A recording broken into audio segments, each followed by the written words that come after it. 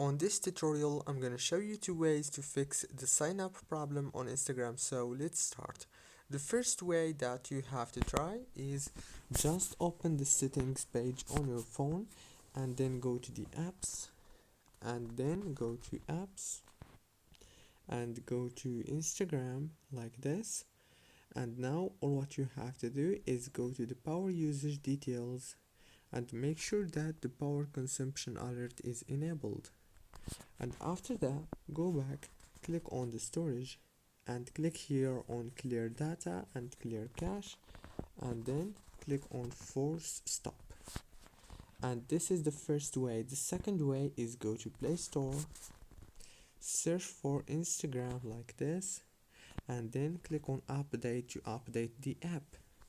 And yeah, that's it for today's video. Don't forget to like, subscribe, and thank you so much for watching.